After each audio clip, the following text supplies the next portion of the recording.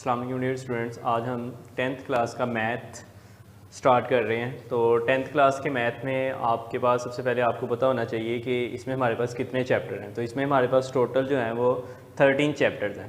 ठीक है, टोटल हमारे पास इसमें यूनिट कितने हैं? 13 टोटल हमारे पास यूनिट हैं। 13 यूनिट हमारे पास इसके टोटल हैं। ठीक है, जिसमें से हमारे जो पहले क्या नाम है 6 यूनिट है ना, वो हमारे हैं अलजबरा के। 6 यूनिट हमारे किस चीज़ के हैं? अलजबरा के, अलजेब्रा के। और बाकी हमारे पास जो 77 यूनिट है ना हमारे पास, वो हमारे पास है ज्योमेट्री के। ज्योमेट्री के 6 यूनिट हमारे पास अलजेब्रा के हैं और 7 यूनिट हमारे पास किसके हैं? ज्योमेट्री के।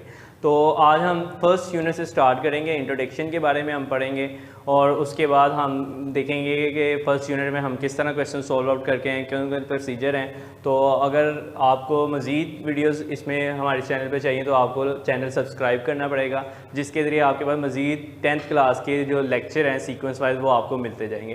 तो लेट स्टार्ट, हम करते हैं 10th का फर्स्ट यूनिट। हमारे पास क्या है? Quadratic equations. क्वाड्रेटिक इक्वेशंस किसे कहते हैं?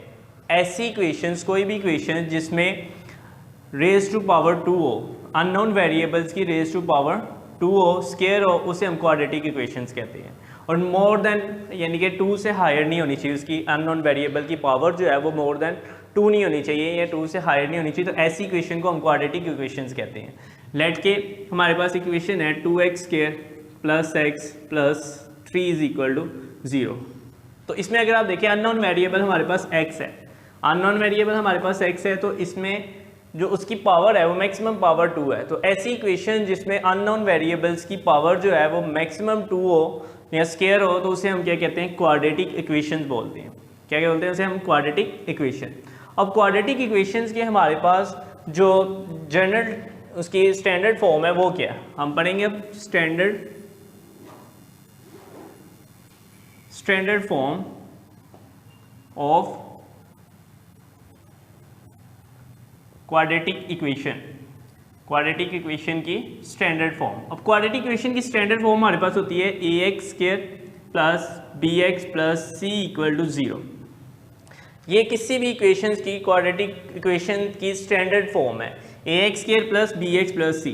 यहाँ पे a क्या कहलाता है? Coefficient of x square, b क्या कहलाता है? कोफिशिएंट ऑफ b, और c क्या कहलाता है? Constant, terms of constant. अब इसे हम क्या कहते हैं? Standard quadratic equation, standard form of quadratic equations भी बोलते हैं। अब इसमें अगर आप देखें कि अगर यहाँ पे इसके साथ एक कंडीशन होती है a is not equal to 0, कि a 0 के इक्वल नहीं होना चाहिए। ये कंडीशन क्यों यहाँ पे लगाई जाती है कि a इज इक्वल टू 0 क्यों नहीं होनी चाहिए? कि अगर आप देखें a इक्वल टू 0 आए तो फिर तो हमारे पास जो इक्वेशन बचेगी वो आएगी bx plus c equal to 0। और ये आपको पता होना चाहिए, ये हमारे पास क्या है? लीनियर। ये हमारे पास क्या है? लीनियर। लीनियर इक्वेशन ऐसी इक्वेशन दी है जिसमें वेरिएबल्स की पावर अप टू 1 हो, 1 रेज पावर लीनियर इक्वेशन कहलाती है।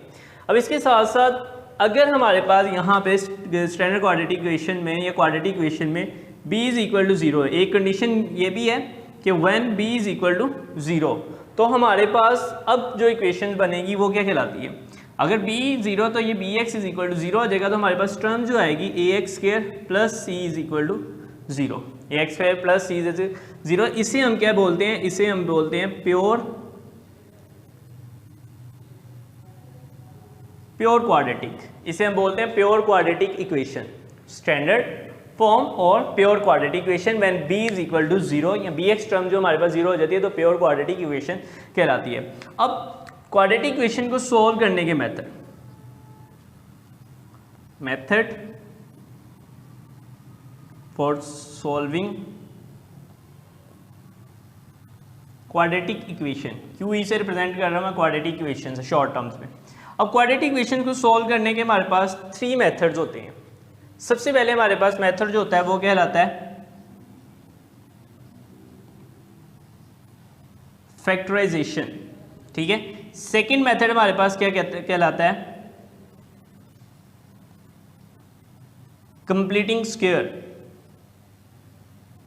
Completing square. थर्ड हमारे पास जो होता है वो क्या कहलाता है? Quadratic formula. Quadratic formula. तो method for solving quadratic equation हमारे पास क्या है, factorization, completing square and quadratic formula. Factorization जो आप लोग 9th क्लास में भी पढ़ के आए हुए हैं, तो वो तो आपको इतनी समझ होगी कि फैक्टराइजेशन किसे कहते हैं, कंप्लीटिंग स्क्वायर भी एक इसका सॉल्विंग का मेथड है और क्वाड्रेटिक फार्मूला भी सॉल्विंग। अब कुछ क्वेश्चंस ऐसे इसमें आएंगे कि जो इन तीनों मेथड से सॉल्व आउट हो जाएंगे, फैक्टराइजेशन से भी, कंप्लीटिंग स्क्वायर से भी और क्वाड्रेटिक फार्मूला से। तो आपको जो इजी लगेगा इनमें से उससे आपने क्वेश्चन सॉल्व कर देना है। और कुछ ऐसे होते हैं जिसकी फैक्टराइजेशन नहीं होती, उनके लिए हम फिर कंप्लीटिंग स्क्वायर या क्वाड्रेटिक फार्मूला सॉल्व आउट करते हैं, उनसे सॉल्व आउट करते हैं। तो अब इसमें अगर आप देखें तो हमारे पास सबसे पहला जो है यूनिट क्वाड्रेटिक इक्वेशंस के बारे में आपको पता चल गया। क्वाड्रेटिक इक्वेशंस होती क्या है, और उसके बाद लीनियर इक्वेशंस की पहचान, उसके बाद प्योर क्वाड्रेटिक क्या है हमारे पास, और method for solving quadratic equation. तो अब अगर आप देखें हमारे पास सबसे पहला क्वेश्चन जो है बुक का, वो हमारे पास क्या है, वो हमारे पास है कि क्वाड्रेटिक इक्वेशंस, आपको एक इक्वेशन दी हुई है, आपने उसको सॉल्व आउट करना है और उसको बताना है कि ये क्वाड्रेटिक इक्वेशन, इसको स्टैंडर्ड फॉर्म में लेके आना है, और उसके बाद आपने बताना है कि ये प्योर क्वाड्रेटिक इक्वेशन है, यहाँ पे कौन सी क्वाड्रेटिक इक्वेशन है। तो अगर हम सॉल्व करते हैं पहला क्वेश्चन, तो हमारे पास पहला क्वेश्चन है x + 7, ठीक है। क्वेश्चन नंबर 1 का फर्स्ट पार्ट हमारे पास है x + 7 x - 3 = -7।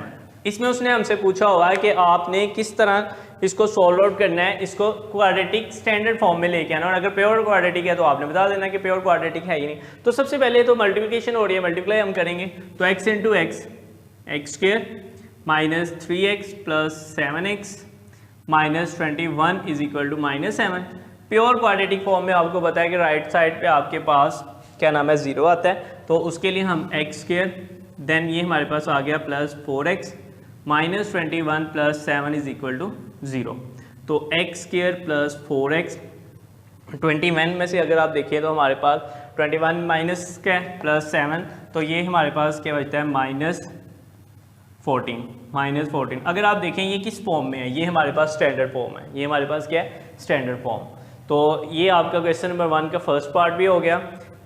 तो आगे हम इसका सेकंड पार्ट स्टार्ट करते हैं। तो सेकंड पार्ट के लिए अगर आप देखें हमारे पास है x² + 5 + 5/3 माइनस x/7 = 1। इसको अगर आप देखें कि हम इसको सबसे पहले तो हम सिंप्लीफाई करेंगे, क्योंकि इसका भी यही क्वेश्चन है कि इसको आपने किस तरह सॉल्व आउट करना है। एलसीएम अगर हम लें तो 3 7 का एलसीएम क्या आता है, 21। तो 3 7 दा 21, 7 मल्टीप्लिकेशन हो रही है x² + 5 के साथ, -7 3 दा 21, तो 3 × x = 1। तो ये हमारे पास आ गया 7x² + 35 - 3x = 21। तो अब ये आपके पास स्टैंडर्ड फॉर्म आपको नज़र आ रही है, थोड़ी सी इसकी सिंप्लीफिकेशन कर लेते हैं। 7x² - 3x + 35 - 21 = 0। तो 7x² - 3x, 35 में से 21 गए तो आपके पास क्या बचता है, 14, ठीक है। तो ये आपके पास ये भी क्या आ गई, क्वाड्रेटिक इक्वेशन, लेकिन किस फॉर्म में, स्टैंडर्ड फॉर्म में। तो यहाँ तक आज के लिए इसका इंट्रोडक्शन और क्वेश्चन नंबर 1 के फर्स्ट 2 पार्ट हमने सॉल्व आउट किए।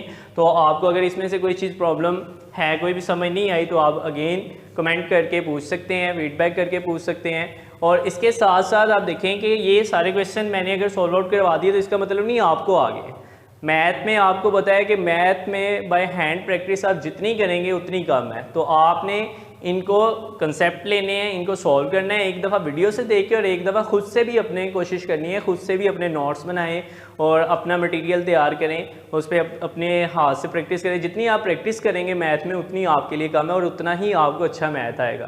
तो इसके लिए आज के लिए इतना ही काफ़ी है। Thank you.